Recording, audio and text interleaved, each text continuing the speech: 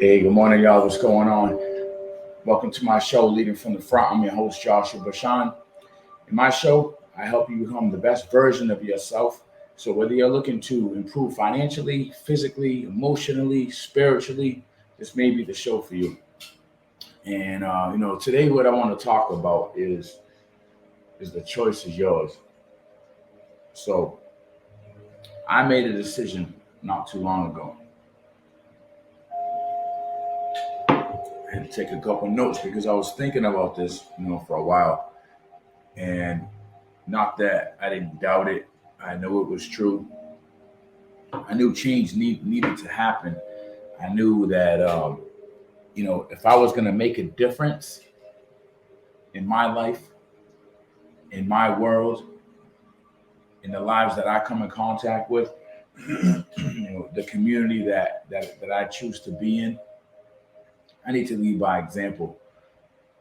And it's one thing. It's one thing to take yourself.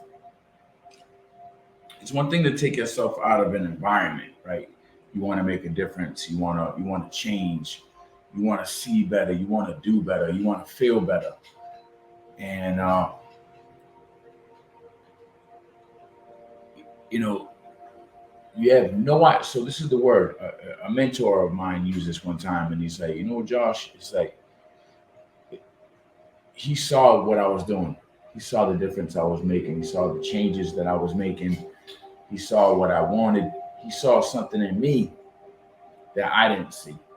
So he was like, listen, leave from where you're at and move over here. So I took off to a bigger city, took off to a whole other location. And he said, go there so you can flourish.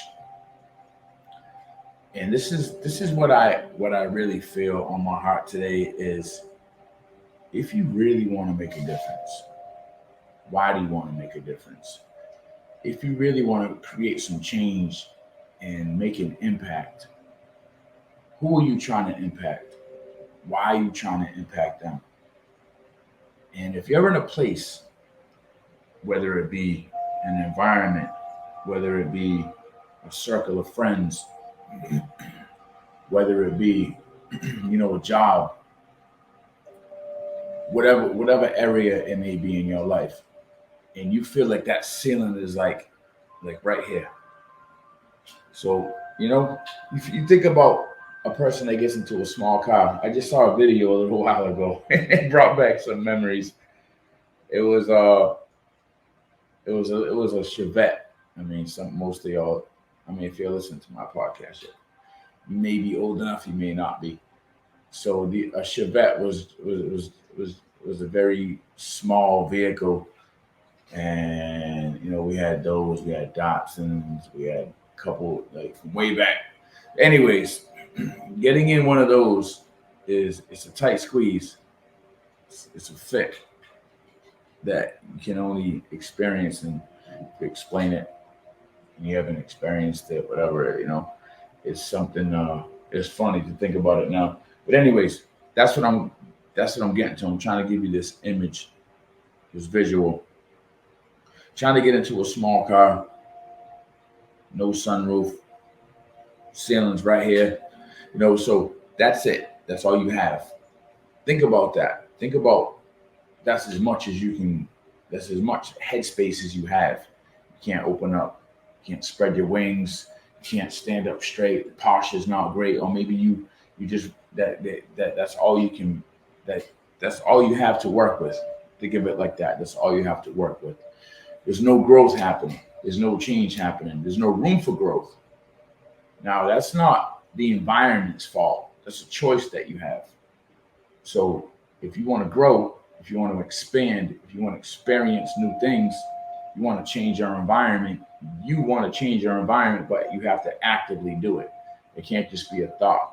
It can't be a wish. It can't be a hope. It can't be a dream that you're not actively pursuing. So my mentor goes, hey, go where you can flourish. I took off, went to a bigger city, went where I could flourish. I felt like everything that I needed to do or that I wanted to do was happening. And then, I took off again for other reasons because now I had that in me. I'm like, now I don't. I don't have any fear to leave, to fly the coop, to take off and explore new beginnings and just be in a place that I might have a different opportunity, another opportunity, bring what I learned and gained from that area or from that city to another one. So again, it's the choice is ours. So I want to share a couple things. One of them is, asking to be used. Now, a lot of times, not all the time, but I'm an unapologetic Christian, whether you like it or not. Every religion, whether you're a Muslim, obviously Christian, but obviously Catholic, or if you're a Buddhist, if you just believe in the universe, whatever you pray to and pray for, or pray with, or ask, whatever you consider your God, they all love Jesus. They all respect Jesus. They all keep Jesus at the tippity top where he belongs. So,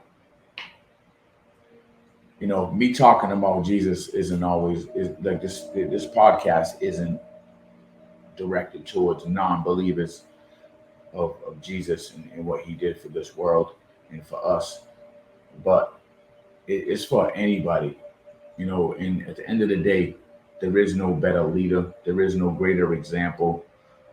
Jesus is the only example and the only perfect um, man that ever walked this earth.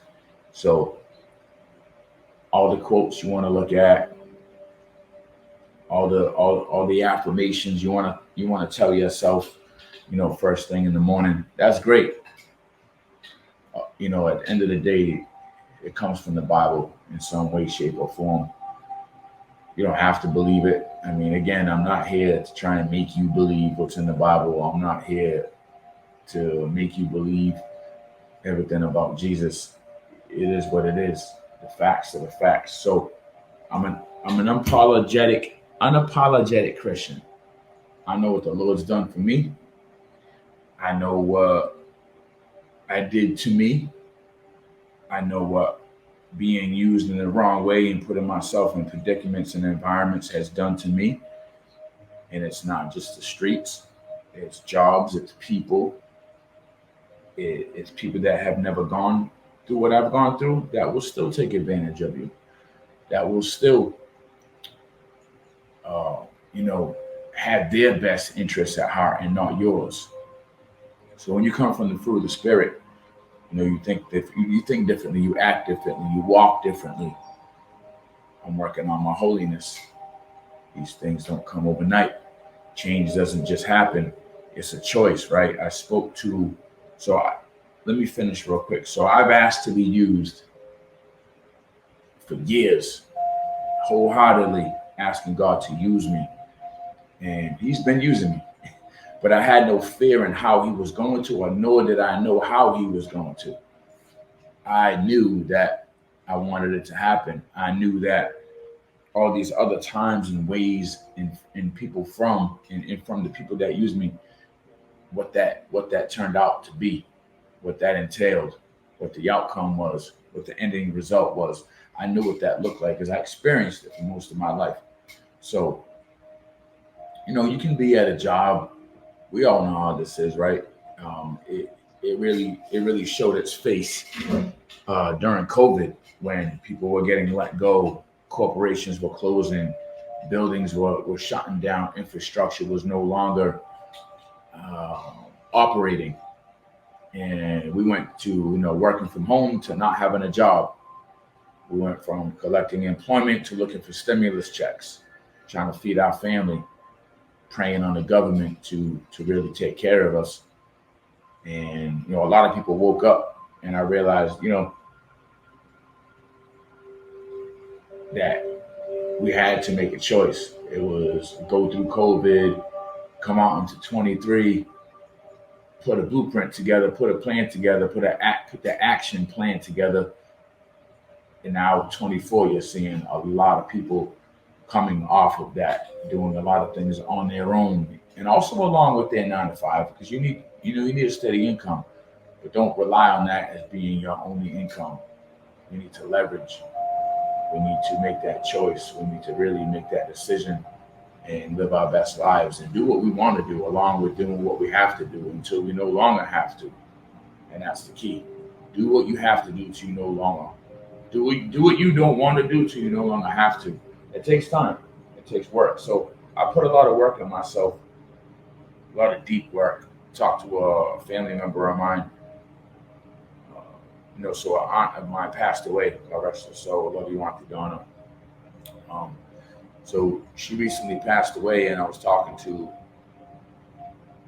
her daughter and beautiful young lady, and I love her as my cousin and everything. But I told her, I said, we got to go through these healing processes. Your cousin Josh has gone through a lot. I have an amazing story, an amazing testimony that's still growing and will continue to grow. And it's taking work. It's taking work because I made the choice. I made the decision. Like, I want to know what good feels like. I want to know what loving inside feels like. I want to know what to look in the mirror feels like when I'm smiling, looking at me, and actually excited to what I actually excited to see what I see. Appreciative and grateful to see what I see. Knowing that I don't have a ceiling. The ceiling is wherever you want to put it, is wherever you place it. We place limitations on ourselves. No one else. They can say what they want. They can whatever, but we place limits on ourselves. We are our own limitations. We are our own or our worst critic, which is good at times. But at the end of the day, we're going to do this sometime. I was doing that yesterday, talking to a manager at work. We had a little review that we needed to get done, quarterly review. And I preach this. It's like when somebody gives you a compliment, no matter where it's coming from, the productivity at work or whatever, how you're looking, and you got to take that with some appreciation, and show them that with gratitude. When you say, "Hey man, thank you, man, I appreciate it. Yeah, I am doing good. Yeah, I am. Yeah, I want to. You can want to do better. You can see that you have the opportunity and the tools necessary to do better, but you also, it's okay to pat yourself on the back. It's okay to say, yes, I am doing great. Yes, I do look great. And then continue to move on. So, the choice is yours. You got to make it happen. You got, I read a lot of books. I study a lot of entrepreneurs. I study a lot of coaches and mentors, people that have actually gone through things. That's usually where we resonate from, right? When you want to be somewhere in life, no matter what it is, you're looking at a person that you can relate to. You're looking at a person that you can see some similarities in their past, their walk, how they have gone from what they went through and who they slowly turned into as a young adult, and then where they're at now. And it takes time, again, and it takes wisdom, it takes experiences, it takes you going through some things. It takes you going through some things. It's not, I'm going to read a book and have all the books and podcasts and hang with certain people and listen to them, and I'm going to have all that experience that I need. No, it takes you going through some things. It takes you taking some losses, some financial losses, some physical losses. It takes you enduring some physical pain, getting having some injuries. Like I've torn my ACL, I've torn my Achilles, I ruptured it, and I've had a couple other bumps and bruises. It's because I really don't have fear in that way, but I do respect my body. I am moving more strategically now because I tell people I just want to, I just want to look strong. Don't ask me to move a couch to help you, move some furniture around because I don't do that. I'm not picking up hammers and swinging sledgehammers and digging with shovels and things like that. The physical work, unless I have to. So, but yeah, I'm in this for the long haul. So, I've had some, like I said, some physical setbacks. And every time it happened, I was like, man, I can't go to the gym. I can't do this. I can't do that. I mean, thank God for upper body because every time the lower body and my lower extremities, if I had an issue, like I said, the knee and the Achilles, they were like 20 years apart. But when that happened, it was like as soon as I felt like I could walk a little bit, best believe I was in the gym doing something to upper body. So, the choice is yours. The choice is definitely yours. Um, I wanted to talk about that, and then I also wanted to talk about generational curses. Making a difference from generations to come. That's important to me.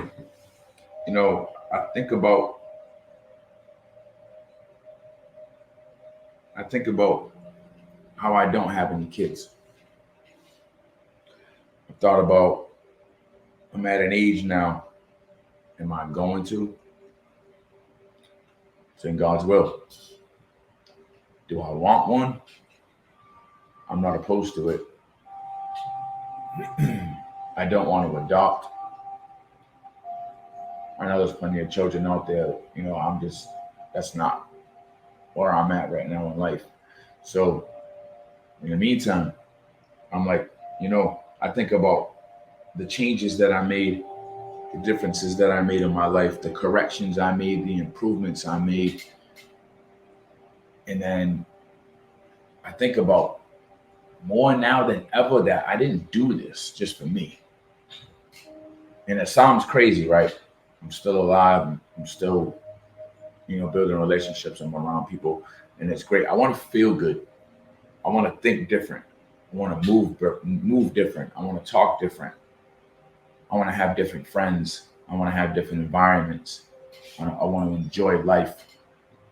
And I think about, what impact can I make?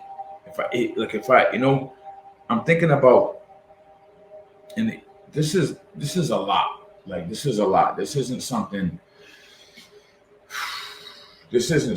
that I'm going to work on, this is a process. Let's put it that way. This is a process. This isn't me doing this for a couple months and then that's it. This is me wanting to make an impact for generations to come. You don't have to have kids to change generations to come, to make an impact on generations to come. I have people in my family that come from a long line of abuse. I have, close family members of mine that may think they're perfect, may think that they're doing things, morally sound, and maybe, but there's tweaks that can be made. So nobody's perfect. I told this to a good friend of mine the other day. I was like, listen, everybody's got skeletons in their closet. I don't care if you've never been, in jail. You never been convicted of, you never did anybody wrong in a business move, nothing fraudulent. You never burned a bridge.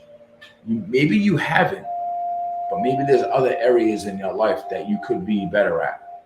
And I'm not talking about health. I'm talking about maybe the way you treat your spouse. There's women doing this too, just as there is men. And when it comes to relationships and respecting your wife, or you're respecting your husband, you start to break that down, and you're like, is this really what I should be doing? Is this really okay that I talk about this? Is this really okay that I look at other women when they walk by me and I'm with my wife and I talk to my wife about it? Is this really okay? As a even as a woman talking about other men, is it really okay that they fantasize about Denzel or Idris Elba or Brad Pitt? Is that really okay? Is it really okay that the husband, fantasizes about other women and checks out other women in front of you and talks to you about other women? Is that really okay? Like, those things need to be checked. Do it if you want to. Again, the choice is yours. I'm not telling you, I'm not preaching, I'm not judging. I'm just saying, I'm calling it for what it is. A woman that has respect for herself and a man that has respect for himself is not going to allow that to be spoken about in front of him. And if it is, it's going to be checked. It's going to be resolved. It's going to be spoken about.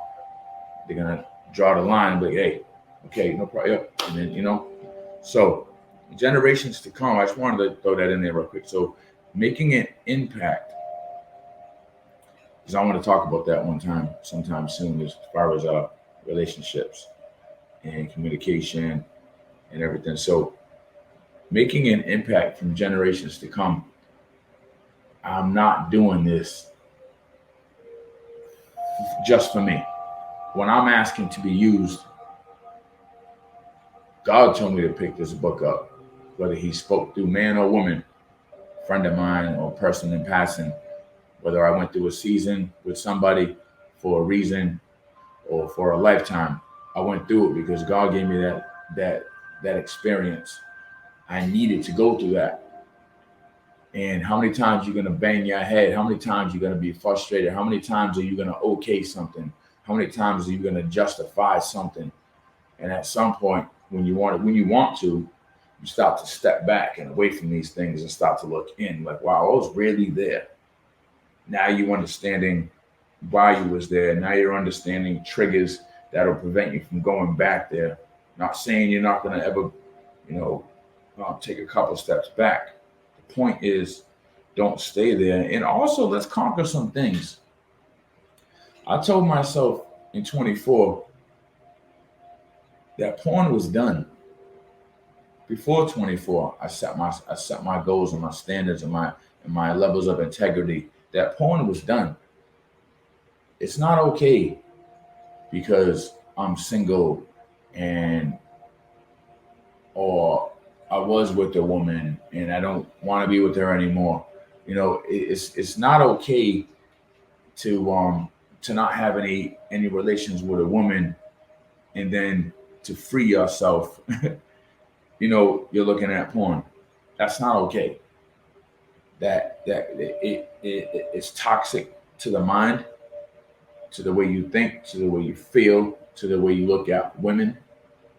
That thirsty, hungry wolf in the woods chasing down that deer. That's really the mentality of it. That out of control dog that you see 99% of the time with these people that think that they know how to talk to their dog and train their dog when it's on a leash. And it's like, who's walking who's controlling who? You're telling your dog to shut up. You're telling your dog, talking to your dog like it's a person. No training ability. There's no mastery involved.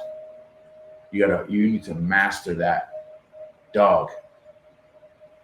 And when you master that dog inside, you want to talk about making a difference. It's huge. So I know I'm kind of all over the place, but I'm not.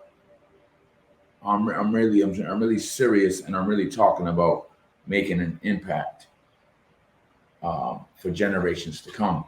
And I come from a loving household, but I also come from emotional and physical abuse in my life. Now, from my mom, thank God, The emotional abuse came from a disruptive, imbalanced household at times, which came later on, a little bit, in the younger days too, but more later on, because of my stepdad, God rest his soul, and I love him to death. He had bipolar, took his life. I mentioned that a while ago, and leading up to him taking his life was horrible. It was like, when is this going to change? When is this going to end? As far as not his life, but the emotional stress and impact that it had on my mom, while she still kept the house together, strong, working, food, bills paid, clothes on our back, still showing us love, whether it be on a birthday or on a daily basis. Love my mom. Whew, yeah. Gets emotional easily. So, making an impact in generations to come. So these things came, like my stepdad, God rest his soul, was abused. He went through it as a childhood. He had abusive brothers. He had brothers, drinking and drugging that were older than him. He had abusive parents for no reason, right? We always think it's for no reason. He didn't deserve it. But I'll tell you, his parents were definitely abused. So I think about now on my mom's side, my mom dealt with abuse, an abusive mom. Her dad, my grandfather, I loved him, to death. Great man.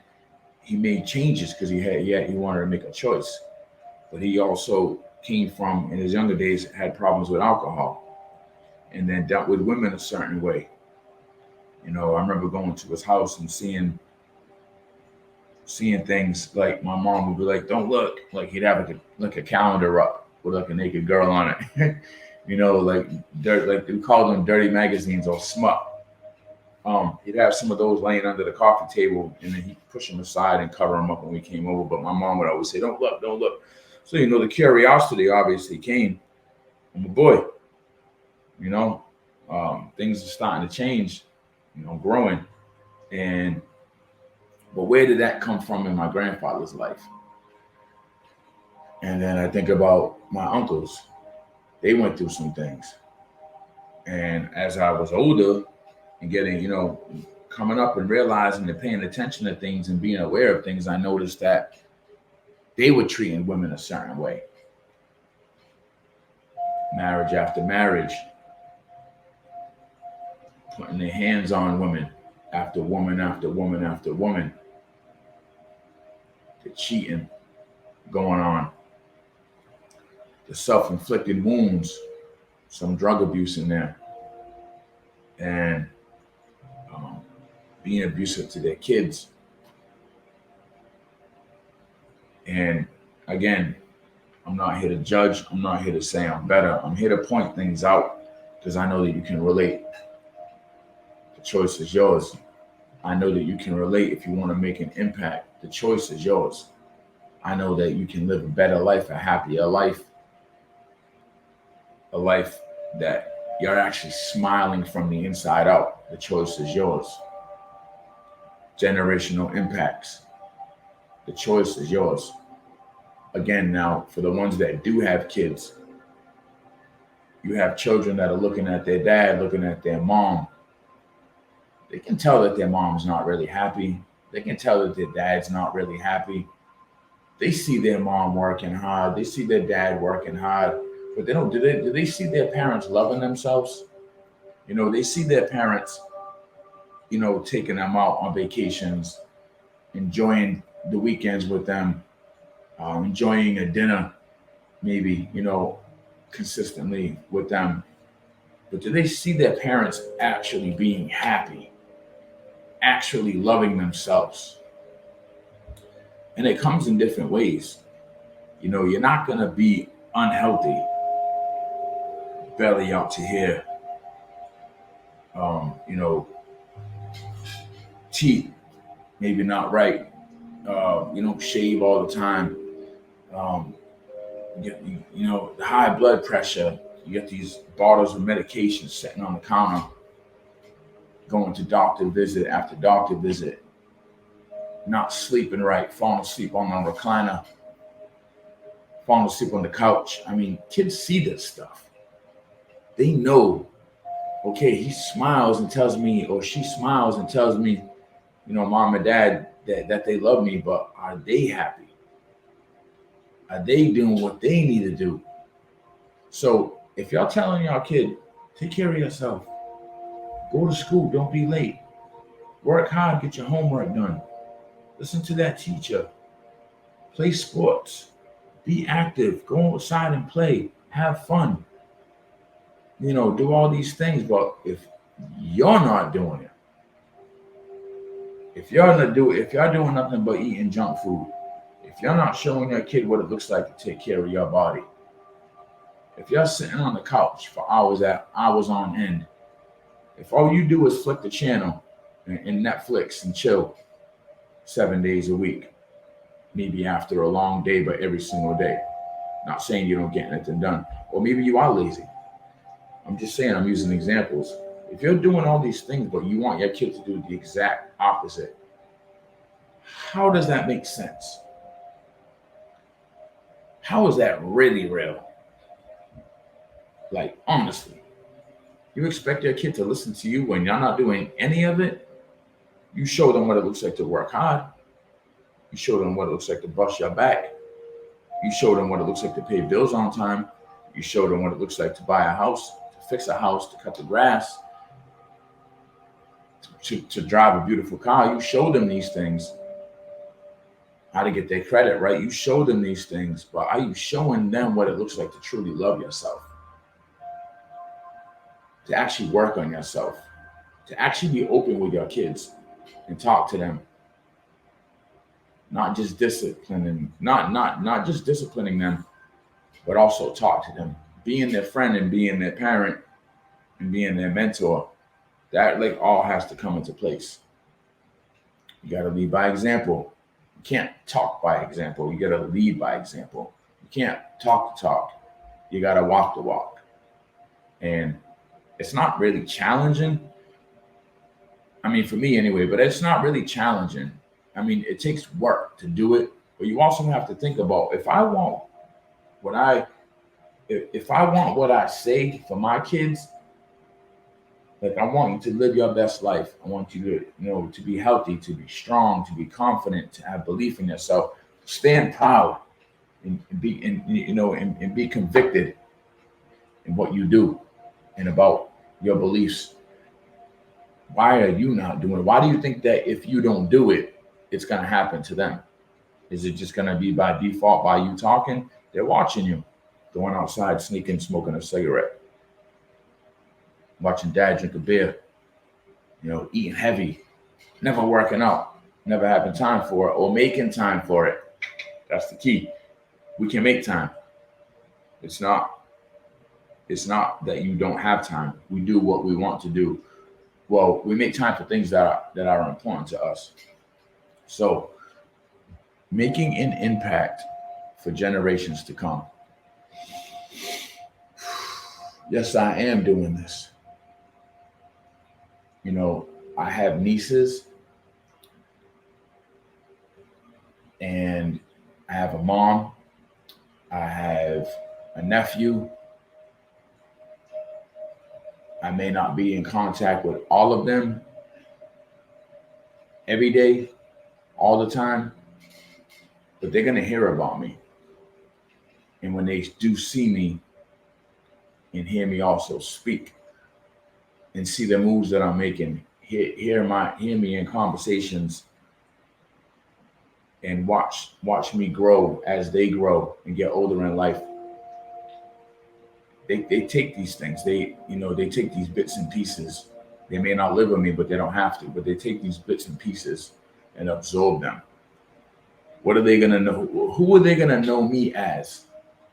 What can I leave here on this earth that's going to resonate, not resonate with them, but what can I leave behind that they can then pick up and put in their toolbox and be like, oh, my Uncle Josh used to do this. My Uncle Josh used to say this. My Uncle Josh told me about this book. My Uncle Josh spoke about this in his podcast. My Uncle Josh spoke to hundreds and thousands of people, men and women in prisons. My Uncle Josh impacted thousands of lives in prison walls and auditorium halls. My Uncle Josh wrote a book about this. You know, my Uncle Josh surrounded himself around people like this. My Uncle Josh changed his environment. My Uncle Josh loved himself. My Uncle Josh went through all of this, and look where he was at. Look where he ended up. Look at his testimony. Look at how he allowed God to use himself, or asked God to use him, and lived in his purpose, pursued his calling. So that's what I'm talking about. That's legacy. That's things that's something that's important to me. That's what I'm going to leave behind. And it's a choice. You know, my Uncle Josh talked about relationships, communicating in all relationships, whether it's work, friends, neighbors, public, women,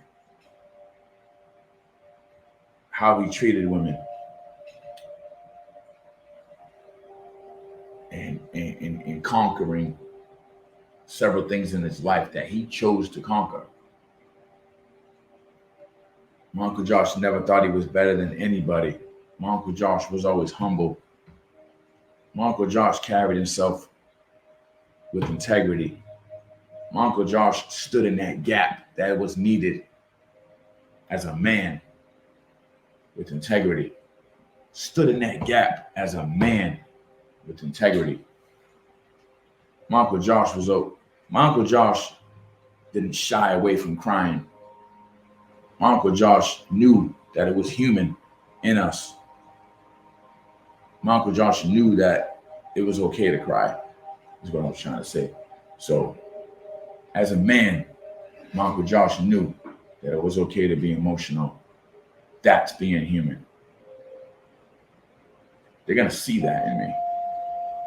Yes, you're going to get all this on the outside. The strong, the fit, the healthy.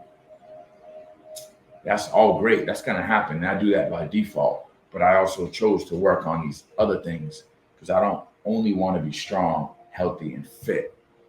Physically, I want to be strong, healthy, and fit. Emotionally, I want to be strong, healthy, and fit. Spiritually, I want to be strong, healthy, and fit. Financially, wealth is important to me.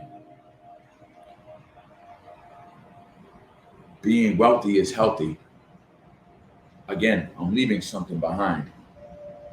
I'm making an impact for generations to come.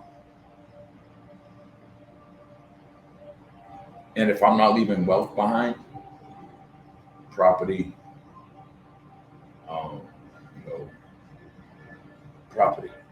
property, finances.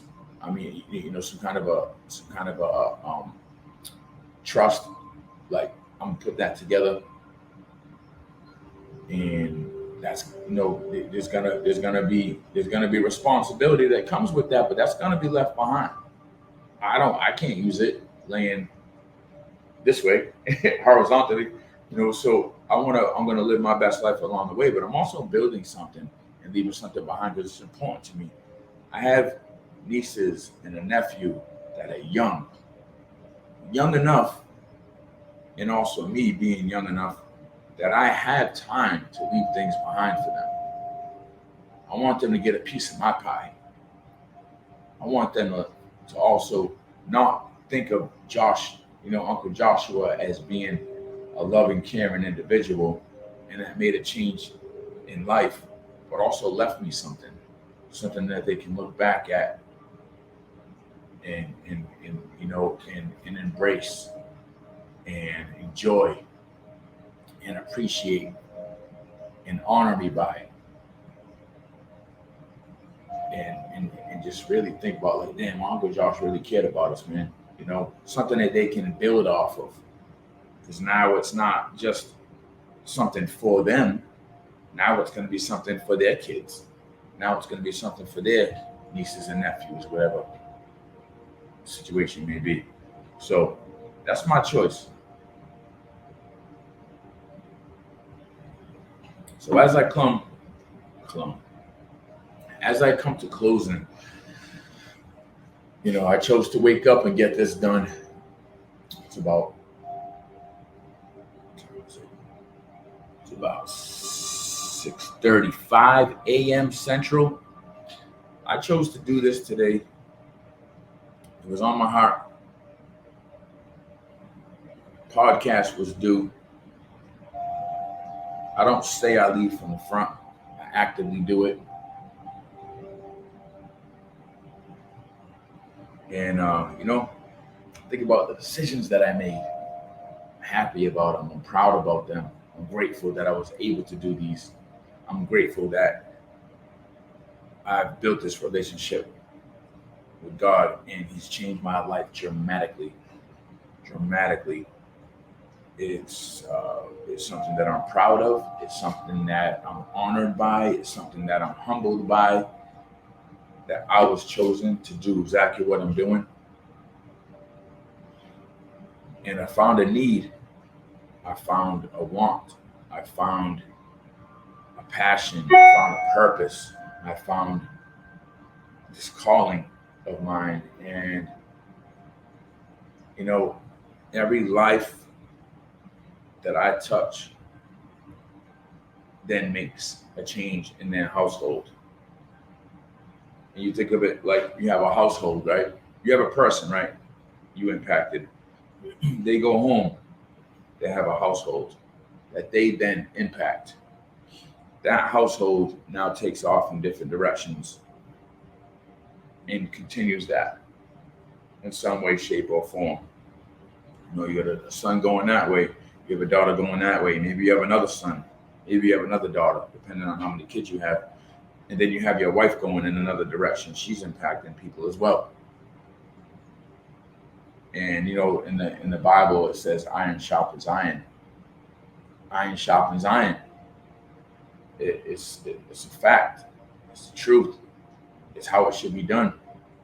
It's not just giving a conversation. It's what are you doing? I've mentioned this before, is that like I grew up around people giving a great story, sharing their wisdom. I wasn't ready to apply that wisdom. And I also wasn't looking at men and women giving me advice that were living their best life all of the time. Some weren't. I'm not going to say everybody. I'm just saying some weren't. And that wasn't inspiring to me. Like I want to be inspired by, I want people to be inspired by me. I want kids and men and women to be inspired by me, to be influenced by me. I want their perspective to change. I can't make them do those things. But by me and them getting to know me and seeing me and experiencing me, I want them to know they have a choice. I want them to know that they also can impact lives, impact generations to come. You got to want it. You got to see through that pain. You got to heal through that pain. You got to get through that pain. You deserve to. You deserve to smile. You deserve to be, healthy and loving yourself and making in making conscious decisions. We're supposed to be happy. We're not supposed to be on these medications out here, going to these doctors all the time, having this high blood pressure. I know people that just let themselves fall apart. You're literally deteriorating by choice. You don't really want to have a heart attack. You don't really want to have a stroke. You don't really want to have high blood pressure and diabetes. When there's things that are in your that are in the palm of your hand that you can actually make a difference with, we have to do it. Or yes, we have a choice to die and to suffer. And you don't know how long you're going to suffer for. You might suffer for another 40 years. It's not going to get better. It's only going to get better when you make a decision. So let's make a decision. Let's make a choice. The choice is yours. Let's impact generations to come. And I want to hear about it. You know, I want you to like this podcast. I want you to subscribe to my podcast. I want you to comment on my podcast. I want you to jump on my podcast as a guest. I'm very easily reached. So I'm going to get this out there. I love y'all. I do this for you. I don't just do this for me. I got work to do. I got to go. It's gym time. God bless y'all. Take it easy. And I salute all of y'all for giving your best effort. Let's start and start somewhere. Let's start now. And it's over. Take care.